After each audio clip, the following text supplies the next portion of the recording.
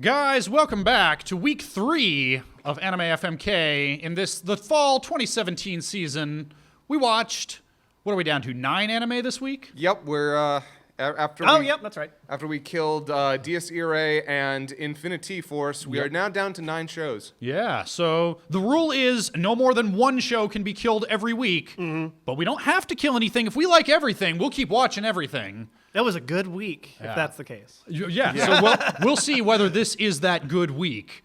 I will say, speaking in broad generalities, until we get down to individual shows, this was a week with some of the highest highs. And some of the lowest lows. Yep. Yeah, when you guys, because before, I watched everything, I usually blitz it in one night. I watch everything. So that's I mean, I had to do that because I came back from Japan, so I had to catch up on like 3 weeks. That's just what I like doing because I watch it with my girlfriend. I'm like, yeah, sure, whatever. Let's put it on at night. So after we finished watching Your Name, that's what I did. I watched everything. And when you mentioned highest highs and lowest lows, I was like, okay, so what show's gonna suck? What show's gonna be surprisingly good? And oh man, there's some shit. And this was such a fun session. I don't think I've laughed harder. Oh yeah, at some stuff that happened. Absolutely. Okay, well, good stuff. Let's not keep people in suspense. Let's jump right in and go see for it. whether Garo Vanishing Line was a highest high or lowest low. This week we watched episode 6. Luke investigates rumors of people disappearing at a movie theater while Sword and Sophie do a lot of nothing. Eventually, Luke tracks the rumors to a specific seat in a specific theater and is trapped by a horror, which turns out to be the entire theater. Sword rescues him, and they both murderify the horror together. Kieran, how you feeling about this show? You've been kind of back and forth on it, it feels like. I have, because I think last week I kind of backpedal everything I said from last week because I was like, man, I hope they introduce some kind of through line or I'm going to be upset. No, I really like this Monster of the Week thing they got going for them because I really enjoyed the movie theater thing. That was cool. I like what they're doing so far. And girlfriend hadn't seen any of it. And she was like, what show's this? This is actually pretty neat. And it was cool. I like it. Self-contained. It was fun. Very cool. Scott. I'm glad that we're getting some background on these characters. I'm glad we found out where Sword lives. Really funny whole setup that he's got going. I actually like Luke as a character. I think he's a little underdeveloped, but by and large, I love his design, and it's cool that we're getting a little bit more about his background, and I'm hoping that as we move forward, we get more of that. That being said, a little stale on this week. Nothing too bad. It's just I kind of am looking for a little more high octane with this show, and it's kind of struggling in the middle here. Guys, I've been reasonably bullish about this show. I'm getting real bored of this Monster of the Week shit, you guys. Like, there was the only idea this episode had was, what if an entire building was a horror? It was creepy imagery. That is not enough for me, guys. Get your cards. I'll get my cards ready. Guys, I'm going to vote to kill this show. I'm bored. Luke is boring. This is not doing it for me. Kieran, how you feeling? I want to fuck it because as I said, I want to backpedal everything. I'm cool with the episode of the week. Luke seems neat. Let's keep going. I'm gonna vote to fuck it, but this show is now on its 1 more week for me. If the next week doesn't pick up and I need some high octane thrills from this. I need to feel like hell yeah, like I did from that first episode again, because I haven't gotten that again. And while it's been relatively enjoyable. Yep. Well, we got a double fuck on the board. Yeah, I think last week was its 1 more week for me, and this week didn't. That's fair. It's on its 1 more week for me now. Speaking of things that last week we said was on its, and by we I mean you, said it was on its 1 more week, I've been very consistent about Just Because. Oh boy, he's already getting the card ready. And here, in episode 6 of Just Because, Sports Boy has left Trumpet Girl on red for 3 days. Sulk Boy challenges Sports Boy to a batting contest to prompt him to text her back, and he does. Little Red Tsundere Girl returns an eraser to Sports Boy that she borrowed from him in middle school.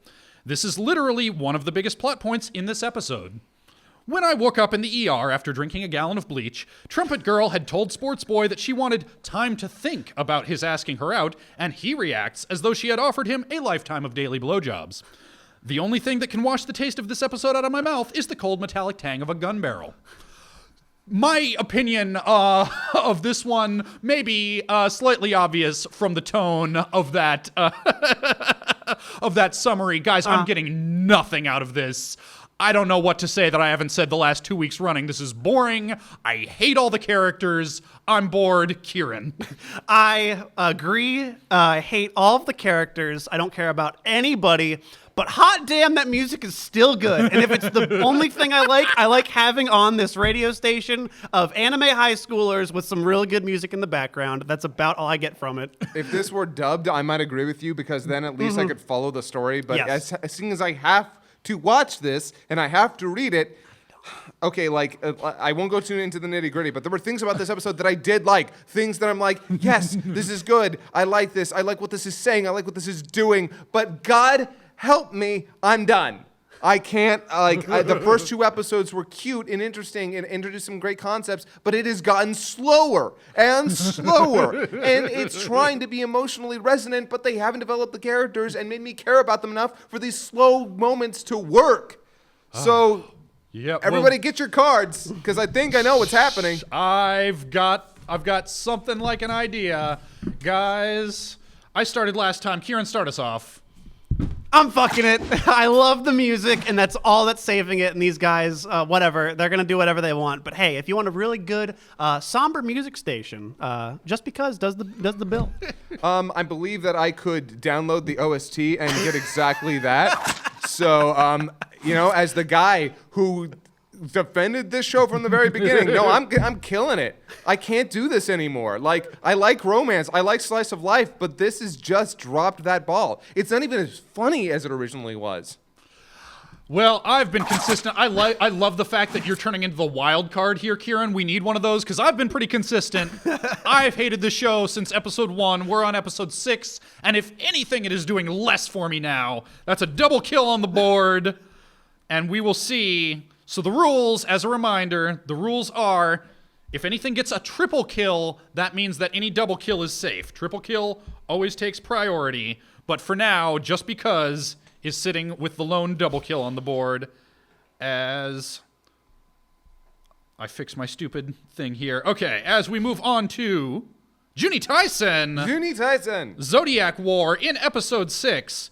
Sheep and Tiger banter for a bit before Tiger murders him with her drunken fisty superpowers. Rabbit wins his duel with Monkey and kills her. The Council of Men's Bathroom Signs place their bets on the remaining 6 warriors. Horse, in hiding after his duel with Ox, flashes back to his past before meeting Rat, who warns him that the undead Snake is hot on his trail.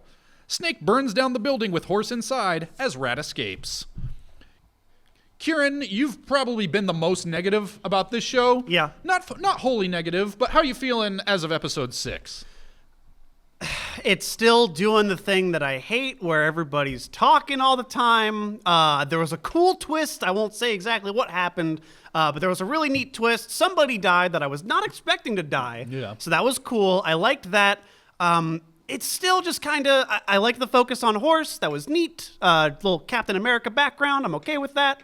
But it's just okay. This is the most middle of the road show for me this season. It's just doing acceptable. It's not making me like egregiously upset. Like the first few episodes, I was like, this is really fucking dumb, but it's just kind of riding this line for me. And yeah. And Scott, you've been one of the biggest boosters of this show. Did episode 6 change that at all? I cannot wait to talk about this in the unsnipped section because I have a lot to say, but as I will right now, this is the lowest point for me in the show. It's trying to do a lot with anticlimax, and trust me, as I love anticlimax, that is one of my favorite tools in drama is where you're just imagining this thing is going to happen and then undercuts it, because that can be so surprising and so emotionally devastating. But the show is just doing a clumsy job at it, I feel like. So unless next week's going to have to take a big step up to make what happened this week work for me. Yeah, well, we'll get into a lot of those because this is a very plot-dense episode. Like, lots of fights, lots of people dying. There's going to be a lot to talk about in the unsnipped section. But speaking in broad generalities, I would tend to agree this is probably the weakest episode that this one has had so far. Yeah. It's... Lots of stuff happens, which you would think would be, oh, dope, action-packed. But... Yeah, not a whole lot of like cool character revelations. The fact that Tiger turns out to be a drunken fistmaster and murder-fies sheep easily, I called like a full 5 minutes before it actually happened, which is kind of not great. Although it's very visually effective. Fair enough. So how visually effective was it? Scott, start us off in the voting. How you feeling? Where's your cards at? This may be the lowest point for me, but this show is still a bit more enjoyable than other things on the list, and I'm gonna continue fucking it. But this actually might be another like, okay, if this doesn't get better next week, I might change my mind, and that's sad because this was my favorite show when it started.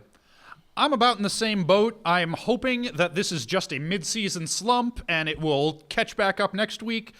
Provisional fuck. Want to keep it on the board for now. Don't want it to go away. But I hope that this is just an off episode. Kieran. This is one of the more cautious, make sure you protect yourself for this one. Put on a condom, kids. Because this one, again, this is my one more week here with this one. I have been back and forth with this show. I think it has some really cool ideas, but this one is just really hammering everything I don't like about it. People talking too fucking much with nothing really important happening or no emotion I feel that should be felt with what they're trying to do. So we'll see how it goes for next week. All right. Well, speaking of things that we like to watch every week, all the time, every day, Inuyashiki. Yes!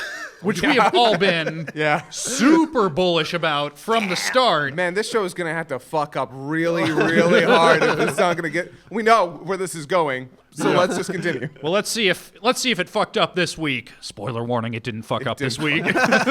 We could front, but we're not gonna. In episode 5, Ando makes contact with Inuyashiki and asks him to stop Hiro's killing spree.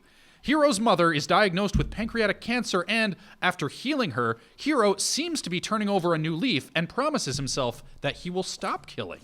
However, a witness to Hiro's killings comes forward, and he is confronted by the police as the episode ends. And that was the barest bones summary I could get to, because I didn't want the summary portion to take over the whole thing. A lot of character and world building happens this episode.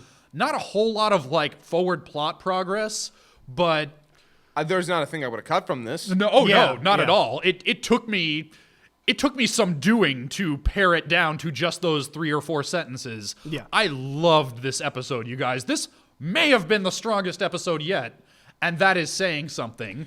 They are doing something with Hiro I did not expect them to do, and I'm very happy. Like, here's the thing: I would have, like, I got a great, I don't know, dramatic pleasure out of watching the things that he was doing, like just following him the way that we were before. But this switch up changes everything you think about Hiro. It still doesn't make him a good person. Like, No. He's completely irredeemable as of right now, even with all these things introduced. But you find out stuff about him, about his personality, about his circumstance that really helps color him and is a more like rounded character. Yep. And it makes what happens near the end like, this could have gone better, but karma's catching up, and now it's probably gonna get a lot worse. Kieran. Damn. Like, so much happens this episode. I don't feel as strongly about it as I think you did. I don't think it's one of the like best episodes. I didn't get super emotional for this one like I have the other ones. But that said, there's so much happening with the characters that they're building up to something that's going to be awesome. I can tell this is like the point where now we're getting into the real fucking plot shit. Last week was a bit of like an episodic thing. Yep. This one is now unexpected development with Hiro. Inuyashiki is starting to take it more seriously. Ando is becoming a bit more pivotal. We learn about Hiro's mother. So much cool shit happening. Yep. Oh, I love it. Guys, we don't have to bother going in order. Pull them up, boys. Let's fuck that old man. I want to so bad. Guys, some of the best feedback I've been getting about this show on Twitter and YouTube comments is you guys got me to watch Inuyashiki. Yep. If we've done that, we've done our jobs. Yeah, That's a try fuck for the record. Oh yeah, Easy. I can imagine that a lot of people would probably like hear Gantz and think, oh, I don't know if I want to watch this. No, if you're put off because it's the same guy who did Gantz, forget that. Like, although, by the way, I will say one of the most emotional scenes in that episode with Gantz in the background. I'm like, I know. the surreality. Yeah, I love it. Yep. And there is so much to unpack. Please, if you're watching this show, if you're not watching this show, watch this show and then join us in the Unsnipped segment. But until then, we've got something that got the triple fuck last week, but got saved by the Wheel of Justice. Or no, the triple kill. Oh, yes. Rather. Sorry, No, that's right. Got the triple kill last week. Was on the wheel to get killed. No. It stayed for another week. Let's see if it managed to change anyone's mind. We have King's Game, the animation, and in episode 6, in the previous King's Game, the class is ordered to roll a dice. The roller must name that many people to die, then die themselves. Marty McFly rolls a 6, and everyone dies except Protag-kun, Protag-kun's girlfriend, and Silver Goth Chick. Silver Goth Chick reveals that she's been doing some research, and it turns out that the King's Game is a virus transmitted to humans through text message, and that she's a magic hacker. And at that point, I stopped typing because this is so fucking dumb. She pulls out her laptop and starts tippy-tapping and damn near says, "I'm in." She's found a back door into this computer virus that can affect organic people and through the power of suggestion cause them to die. But it turns out that that back door was a trap that has ensnared her, and then she's on fire. And she's while typing, and she's not screaming, I'm on fire. I'm going to take the reins here because Please, I think, take it from all me. right, so I can't, in lieu of pulling a filibuster, I only have like 30 seconds to convince you guys, please, I know I said kill this. I know we all killed it, but I haven't laughed harder in my life at anime. It is one of the funniest things I've ever seen. I haven't, oh God, we're talking about like Final Destination. Now we got it. We finally got our Final Destination thing with the kid's screwdriver head just rocketing off, and oh my God. It is so funny. King's Game, you pulled it out of your ass that I didn't know you had. I couldn't stop laughing. Holy shit. I think we know what Kieran's vote's gonna be. We haven't heard much from you, Scott. Where did this come from? Like, the entire season I've said, this is perfunctory, this is boring, this is just basically ruining and squandering all of the chances that it had to be a watchable show. Mm-hmm. Oh my God, if it had done this from the beginning, I think I would have been far more entertained. Yeah. Like, I cannot believe that this episode actually happened. Like, halfway through, I'm like, okay, yeah, this is pretty King's Game. Even with the, like, but yeah, you're right, when his head just starts spinning around, and then Torso Boy, and then no, she's on fucking fire! Guys, get your cards ready. Let's do this. Yes. Let's make it happen. I will start us off. Guys, this episode was so fucking dumb. It was insultingly dumb that I thought I was going to have to be the one arguing that this has become so bad it's good watchable. I'm fucking this show. I am hate fucking this show so hard. Kieran. Fuck yeah! I thought I was gonna have to pull a filibuster to convince another person to save this show. Thank you, Ben. This is why we're best friends. Okay, I'm only gonna do this. I'm only gonna do this because I'd only ever give a fuck to a show I know I could recommend. Mm-hmm. I'm gonna kill this, but I will say this episode is just spectacular. I cannot begin to tell you. I had to keep my mouth shut around you two for just a couple days, and it was the hardest thing. Like, it's not a good show. I would not recommend it. I don't recommend watching this episode, but if you are following, holy shit. Yeah, to be perfectly clear, my fuck is not a recommendation for anybody else to watch this show, because you would have to suffer through 5 episodes of pure garbage to get to this point. That is purely a vote that now that we've come this far, thank you, I want to keep going. Thank you. I'm glad we share the same view. And we will talk more about this ridiculous bullshit in Unsnipped, but in the meantime, another show that's been pretty contentious. We've got Kino's Journey, Episode 6. Can I lead this one off? Well, let me. Oh yeah. Let me do the summary, and then we'll kick it over to you. Episode 6, In the Clouds, a group of traveling merchants traveling through a high mountain pass has been sold a slave girl in trade. She is mistreated by the merchants, but says it is against her religion to hate them for it. She notices that one of the herbs in the group's dinner is poisonous and, in a rare moment of weakness, fails to warn them in time. Everyone dies near instantly except one of the guards who had only a half serving and is dying slowly. He teaches her how to use his gun so that she can kill herself rather than die slowly of exposure in her chains, but tricks her into killing him instead in the last second. The slave girl does escape with the help of a talking bike and, in a flash forward, strikes it rich and becomes a photographer. And before I kick it over to you, Scott, let me say that is one of those summaries that does a disservice Absolutely. to the episode because so much is conveyed through music, through art direction, through cinematography that just the this happens, then this happens, then this happens makes it sound kind of limp and weak, and I didn't feel it was that. Scott, how did you feel? This is the first week since episode 1 that I actually enjoyed this show. I was neither bored nor insulted nor frustrated. This whole episode, from top to bottom, is just the best that Kino's Journey has to offer, I think, with its episodic format that could not have been better suited to like a 2-episode format. Like I feel like a lot of the other stories really should have had. This is what I want to see out of Kino's Journey. And like, again, I can't wait to talk about this more because there's so much to unpack in this freaking episode. Kieran, you've been consistently in favor of Kino's Journey. Did you think this episode was horseshit and that it changed your mind? This is the episode that when it was happening, I'm like, I know it. We're safe. Everyone's going to love this because it was really well. It, as you said, it exemplifies all the stuff that Kino's Journey is best at with its episodic format, where Kino is just the spine that all the cool shit happens around. I love that. And Kino's kind of like barely there for this one, but it goes to show what this show is looking for, exploring philosophy, theology, and all this kind of shit. And it does a great job conveying it here. I loved this week's episode. Guys, this feels like another formality. Everybody, just hold up your cards. Do we have... Yep, we got a try-fuck. Awesome. Yeah. And which, by the way, amazing coming from me. I was really happy you liked it. Before I saw that episode, I told you, I wish I could skip this show because I would have nothing to offer. So in a week, I almost gave this the kill because every other, like most of the episodes before this had lost me. But I will say this. There is enough in this show that is definitely interesting enough about it. Even though I'm personally not enjoying it, there are a couple of really good episodes. So I'm going to give it the fuck this week.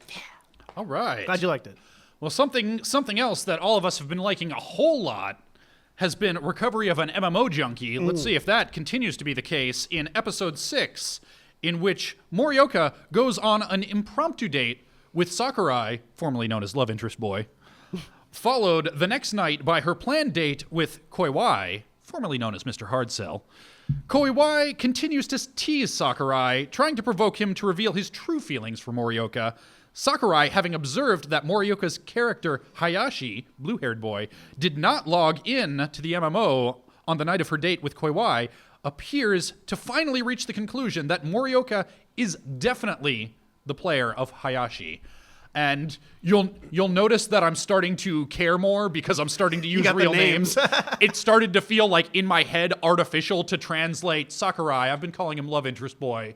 That's probably a sign that I should just start using real names. Yeah, Sakura-chan. Yeah, Sakura-chan. So Okay. yeah, not to tip my hand too much, I think this was the best episode of this show yet. It's great. It is adorable. I love all the relationships. I love all the characters.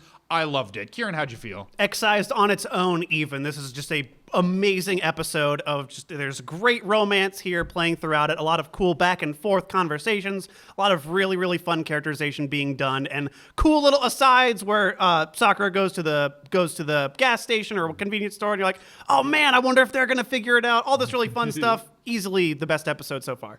I continue to say that Koiwai is not just one of the best characters in the show, just one of the best characters this season. I love him. He is the best friend, and I am so glad that he has had such a big presence in these last couple of episodes.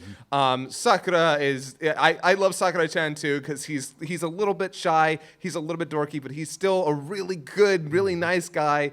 I love this show so much, and I am so happy with this episode, and which is weird because romance angles, I don't really love them, but this is just doing it really good. Yeah. Really, really good. So many great moments that I'm so looking forward to in the Unsnipped segment, pointing out and going, oh my god, they did this and it's terrible. I want to fuck this show so hard. Fucking the show. Try-fuck. How many is that, man? Good week. Lots of try-fucks this week. Good week. Yeah. Easy. Yep. Lots of shows that had been kind of contentious, kind of finding themselves and coming into their own. Which I think is good to show that some shows are not unsalvageable, and some shows can get worse. Yeah, so like some shows that we would have pegged as unsalvageable. Yeah. Even. I don't know how many times I voted kill the first week, and I don't think I haven't had a single kill this week. Yeah. Of course, part of that's that we lost a couple that needed losing. Oh, yes. Yeah. But speaking of things that were real, that were garnering a lot of kills, and then some of us kind of rethought. Guys, it's time to talk about Black Clover.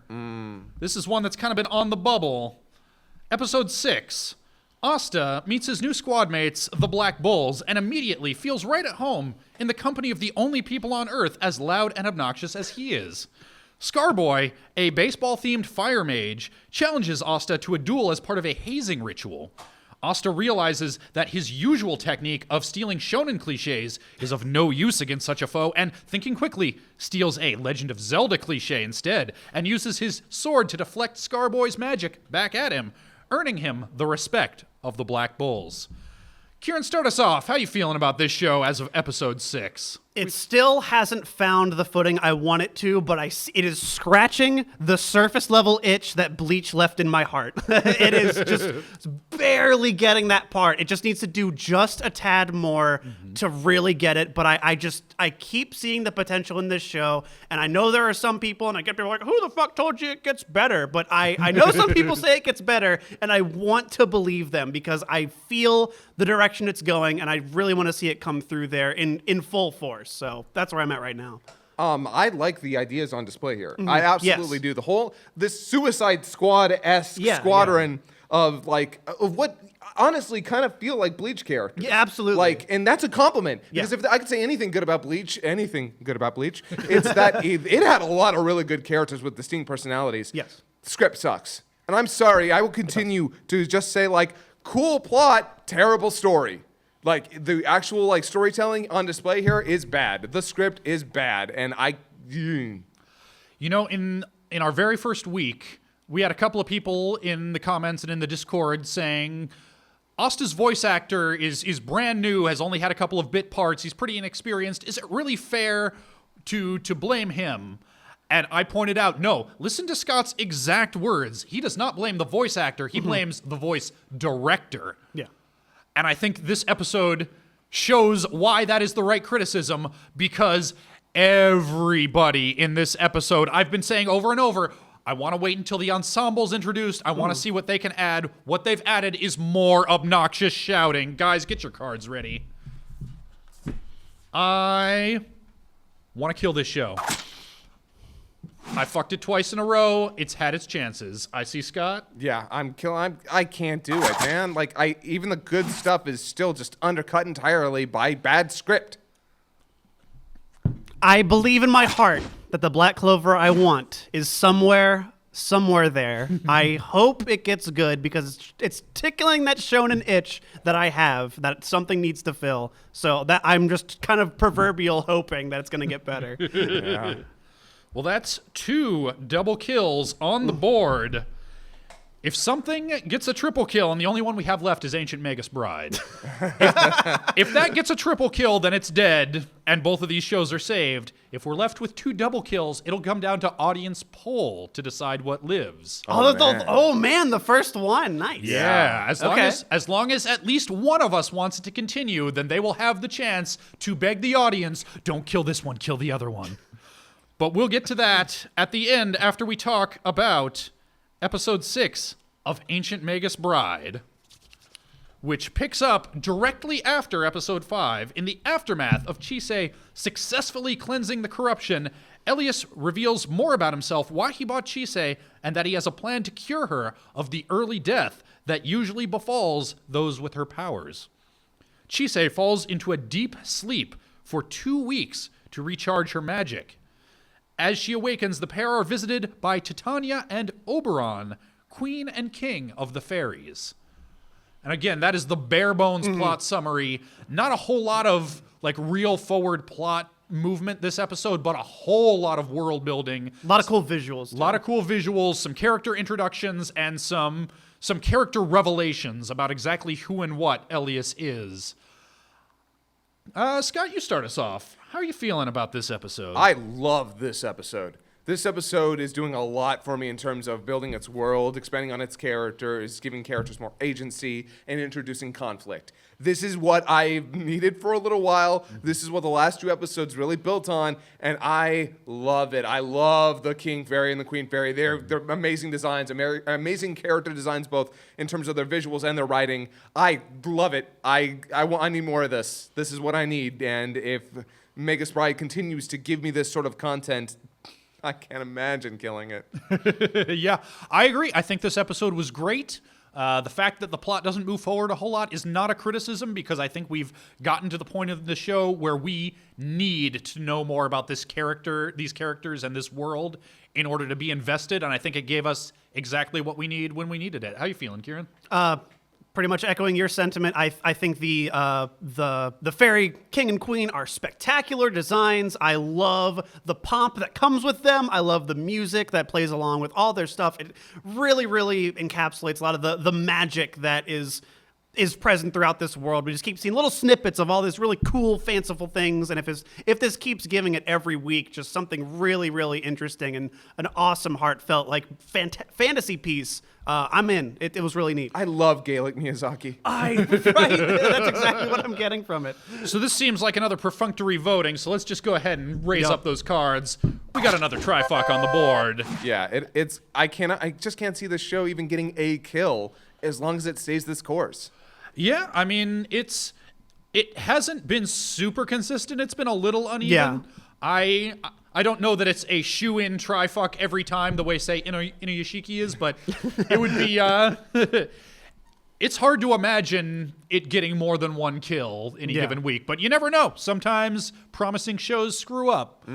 But speaking of shows screwing up, that's the end of our list, and we have got 2 double kills on the board. First time this has happened. Yeah, I know. first time I'm this has excited. happened. I believe I am the person who voted kill on both of them. Garo, Vanishing Line, and Black Clover are our 2 double kills this week.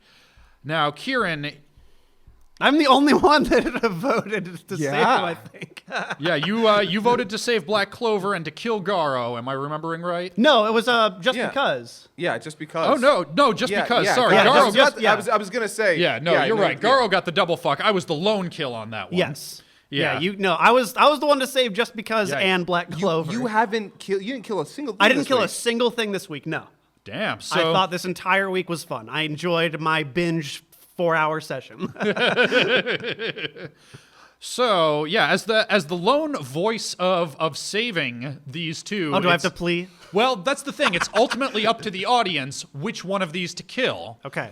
Do you have a preference? Yes, absolutely. Okay. If you have to kill anything, as Scott said, I can just get the OST for just because and get exactly the same enjoyment of the reason I like watching this show. Kill that! Please vote for just because it is boring. There's not a lot to it. I really just enjoy the atmosphere of the show. Black Clover is going to be the most interesting thing. Everyone's talking about it. I want to see what it is. I think as an anime show, as an anime show here, I want to know, like, this is what everyone's talking about. I'd like us to be connected with the main thing, even if it sucks. That's why I want it to stay on, because everyone's talking about it. So that's my plea. Now, Scott, you voted kill on both of these. Which one do you want killed the most? In my honest opinion, Black Clover. But and here's the thing: the part of me is only saying that because there's no other way we're gonna get rid of it. Because I know you guys are probably gonna I just don't see it coming down to a try kill, and I think the audience will always vote in favor of Black Clover. And quite frankly, In favor of it living, you're saying? yeah, and vote in favor of it living. I don't like it. I see a lot of good things in it, but I see also terrible writing. I see a lot of tropes that are just being done poorly. A lot of people talk about subversion of tropes, and I don't see it. Okay, I do see it, but when it's done, it's just done poorly. And there's just too much emotional sincerity happening for me to call this a satire. So, yeah, I would rather Black Clover because, while just because might have gotten frustrating and boring, I think as a whole, it is still a better written show. So I don't like Black Clover, and I don't want to continue watching it. Guys, I voted kill on both of these. Please kill just because. Please, please. I will... Like, if I had to decide which of these has more of a chance of improving to the point that it's actually worth my time, we're talking about a difference of, like, a 10% chance versus a 5% chance, granted. But Black Clover could actually become just the vanilla boilerplate shonen bullshit that I want it to be, just because it's been a fucking garbage fire from episode 1, and I want it dead. Do the right thing, audience. I love you, and we will see you on the other side of the unsnipped segment. We're going to post that poll. It'll be in the episode description. We'll throw that link up on Twitter. You'll find it. Vote with your heart. Do what must be done. And we'll see you guys over in Unsnipped.